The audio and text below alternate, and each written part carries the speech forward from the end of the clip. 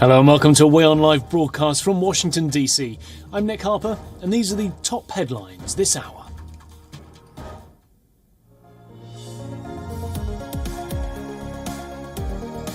Russian Foreign Minister Sergei Lavrov says the candidacies of Ukraine and Moldova to join the European Union do not pose any threat to Russia.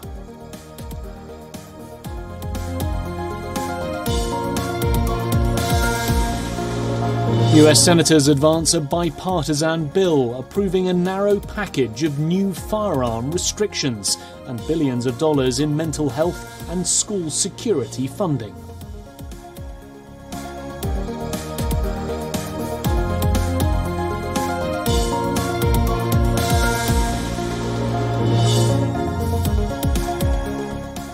The Afghan Taliban promises the transparent distribution of international aid relief after the earthquake that killed over 1,000 people and left thousands homeless.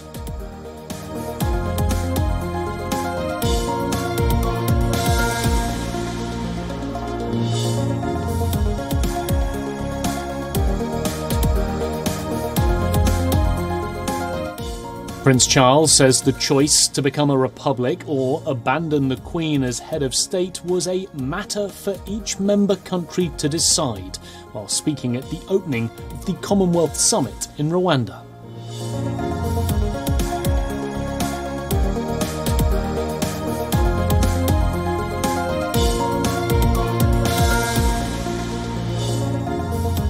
Some cabin crew members of Ryanair went on strike in Belgium, Spain and Portugal in a dispute over pay and working conditions, leading to flight cancellations, leaving hundreds of passengers stranded.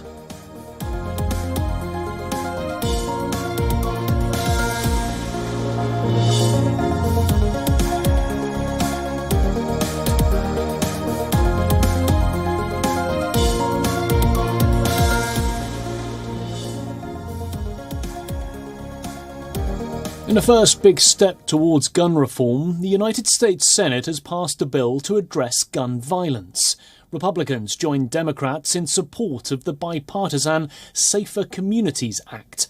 It comes at a time when gun violence has become a major issue for the Biden administration. The bill next goes to the House for a vote before it can be sent to President Joe Biden to be signed into law. The bill will toughen background checks and shore up penalties on gun traffickers. It would also give money to states and communities to improve school safety and mental health initiatives. Additionally, it prohibits gun sales to those convicted of abusing unmarried partners. The bill will also provide money to 19 states that have red flag laws that make it easier to temporarily take firearms away from people that are judged dangerous.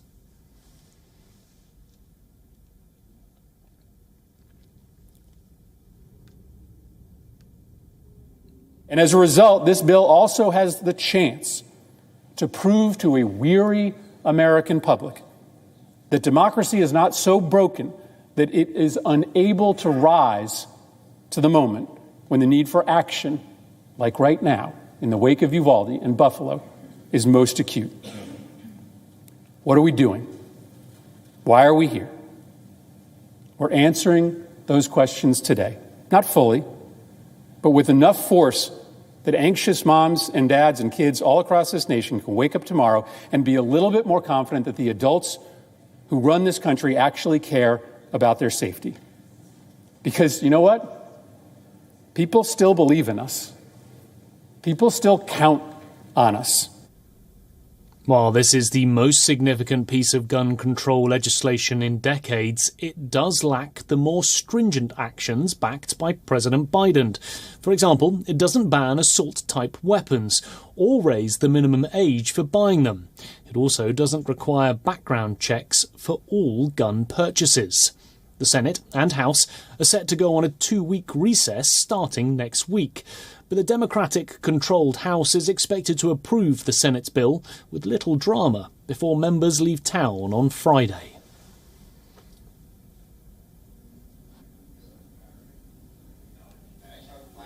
Well, for more on this story, we're joined by our New York correspondent, Susan Tarani. Well, Susan, after weeks of negotiations, finally, we have approval from the Senate, but it's a much more modest set of proposals than the president had hoped for. What's been the reaction from gun control and gun rights advocates?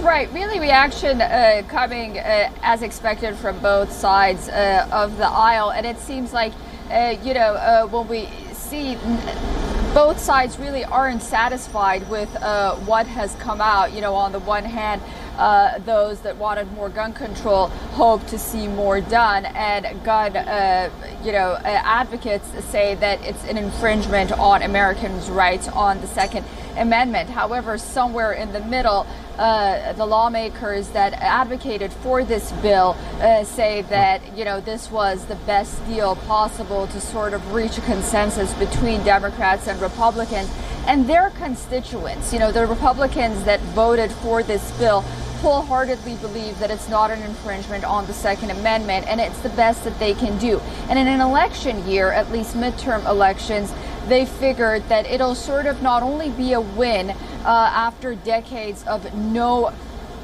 action on gun reform and gun safety, it'll be a win on that aspect, and also be a win on sort of a bipartisan legislation after so long, not only during this administration, but on the previous administration.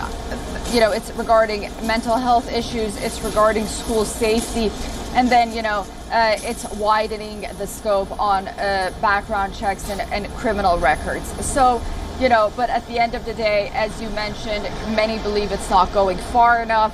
And then on the other end of the spectrum, there is really hard-hitting reactions saying that it's an infringement on gun rights.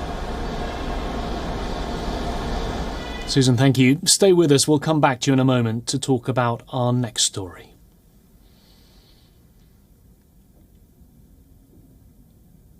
Well, while on the one hand the Senate has given the green light to this gun reform legislation, the US Supreme Court has ruled that Americans have a fundamental right to carry a handgun in public. It's a watershed moment for a country that's witnessing a growing call from gun control advocates for limits on firearms.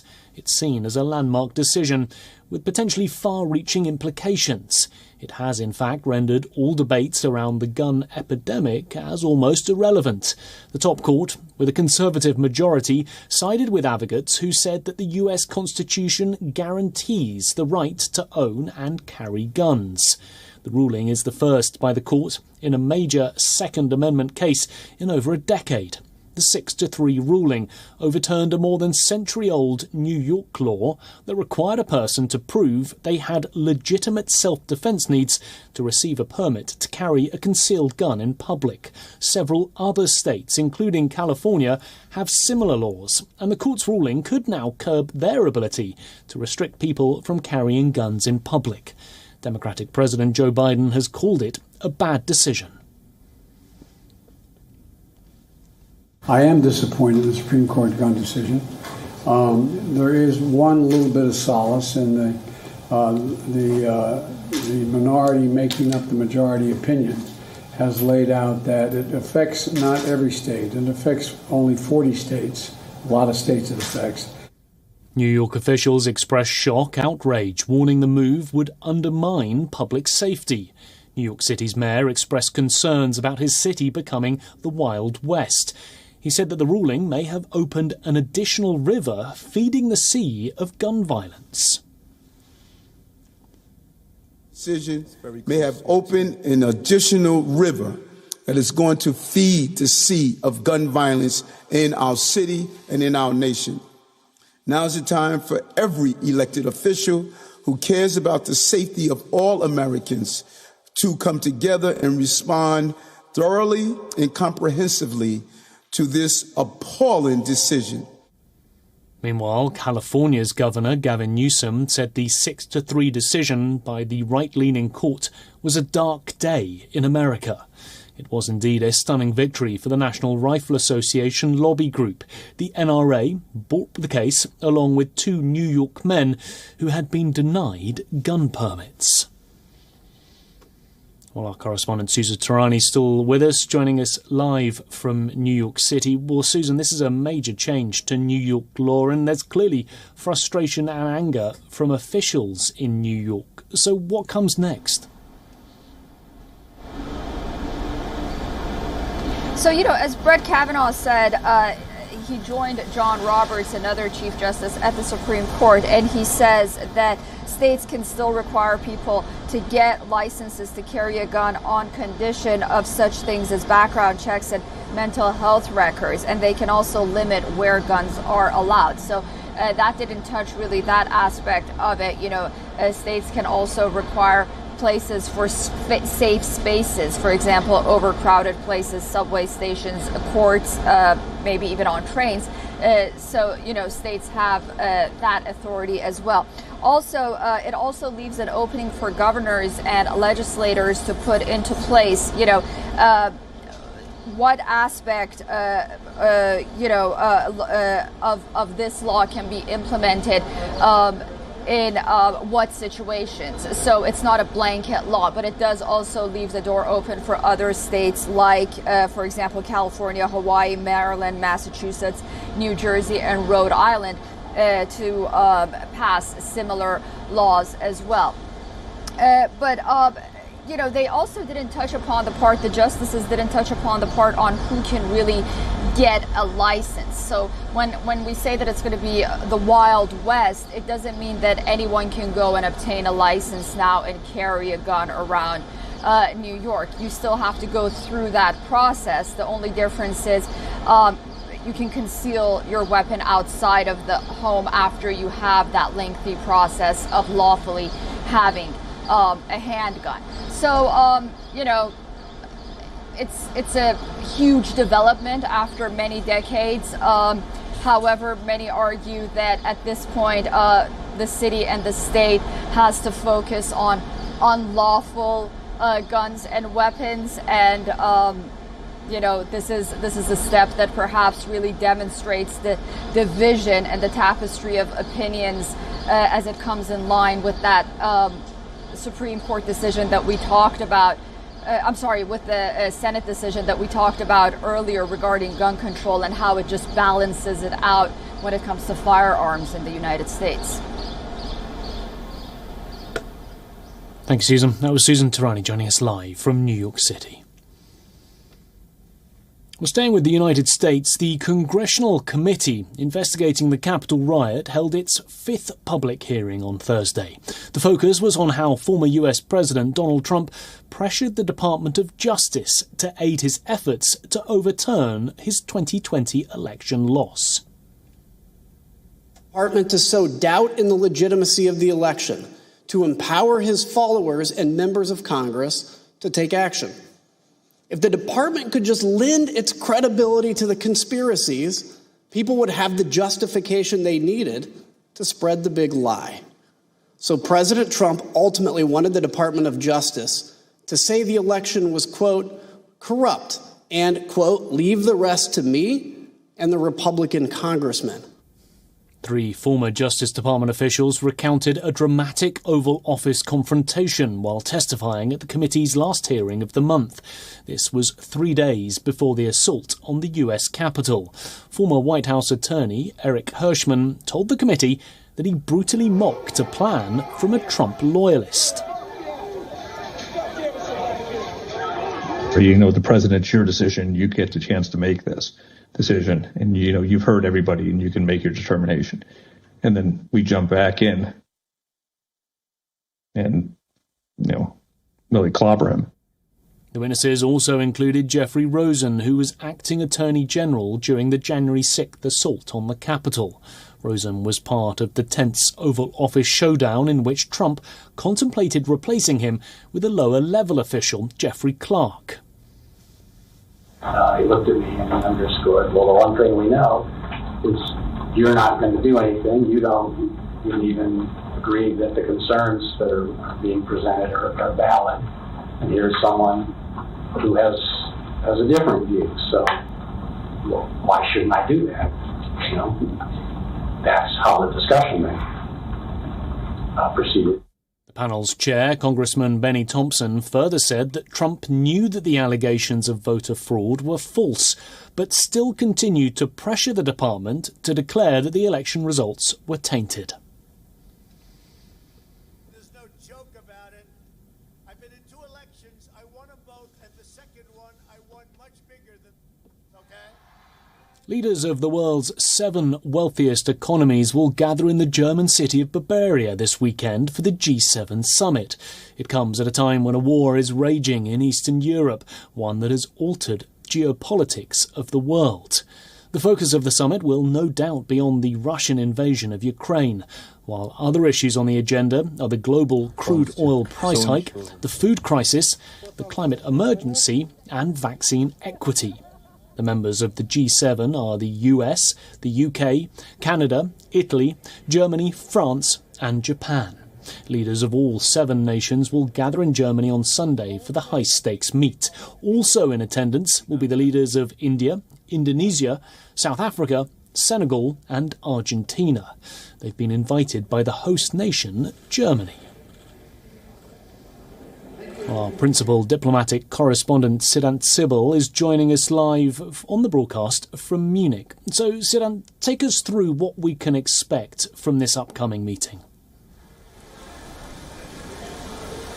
Well, if we talk about the G7 summit, it's happening in the backdrop of the Russian invasion of Ukraine. So that is something that is going to dominate the agenda at the big summit, the 48th G7 summit. But the fact that the leaders of India, Indonesia, Senegal, South Africa and Argentina have also been invited. So essentially it is democratic countries, advanced industrialized democratic countries and of course the global south coming together, and the West will be keen that there is a strong message sent by these countries from here in Germany to Moscow that what has happened in Ukraine is not forgivable and there will be sanctions. So expect strong sanctions by the grouping first of all, and also expect an announcement perhaps by the grouping on a new Marshall Plan for the reconstruction of Ukraine, something that the German Chancellor has talked about. It's raining very hard here in Munich, but that hasn't dampened the feeling here of the leaders coming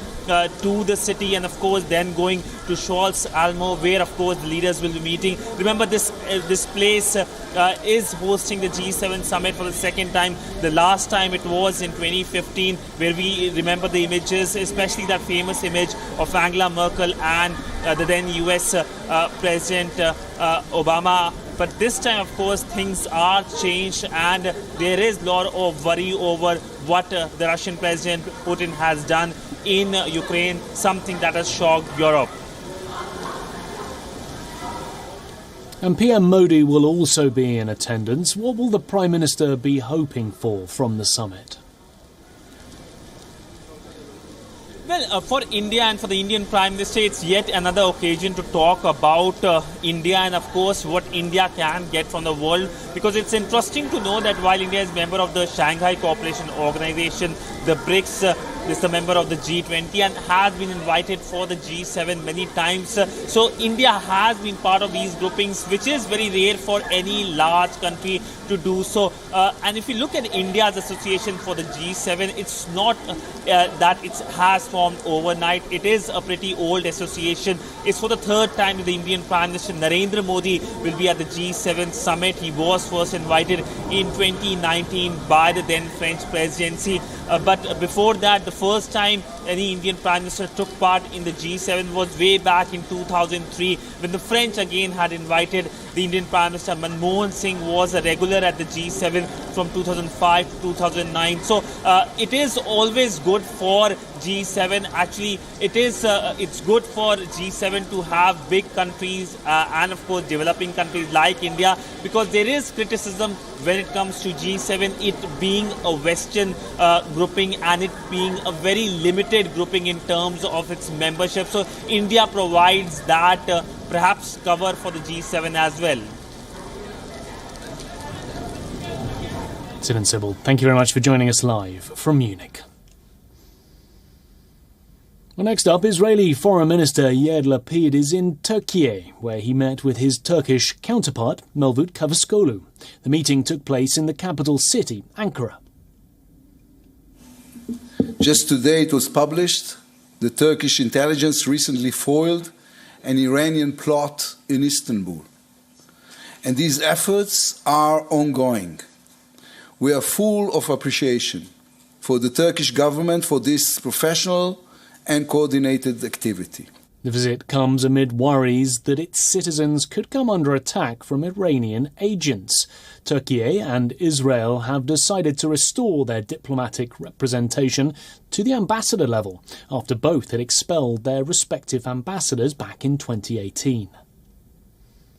In our meeting today, we reaffirmed our determination to advance the positive dialogue between our countries with concrete steps. In the short term, we will resume meetings at several levels. Bilateral, political and regional consultations between foreign ministries are also very important. On the other hand, we have begun work to restore our diplomatic representation to ambassador level. Regarding travel restrictions imposed by Israel against Turkey, Israel said it wants to change the restrictions which were imposed due to suspected assassination plots by Iranian agents.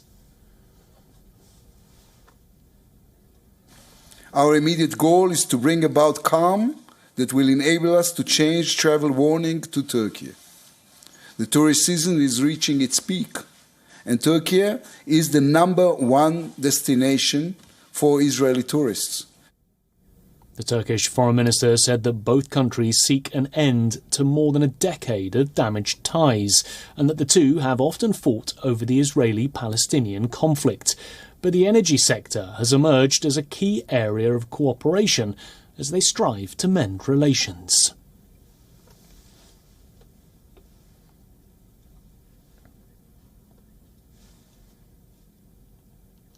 A month after streaming giant Netflix fired 150 people, it's announced another round of job cuts. It'll be slashing 300 more jobs, mostly in the United States. The current action is the result of Netflix losing a part of its subscriber base for the first time back in April. The company's increased its subscription prices in the US and the UK, which has also contributed to its losses. Netflix has said it expects to lose another 2 million subscribers by July, after witnessing the drop of 200,000 subscribers earlier this year.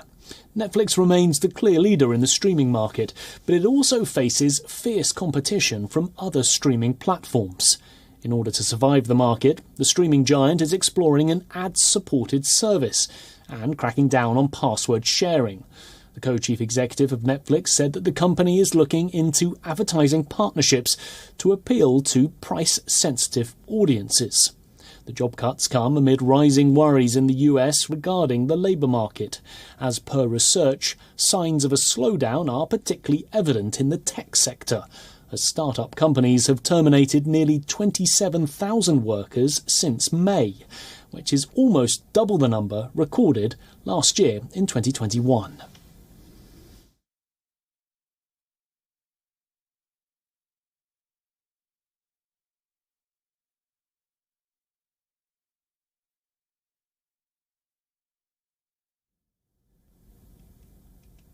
Well, that's all we have time for on this edition of WION Live Broadcast. Have a great weekend. We'll see you back on Monday. Thanks for watching.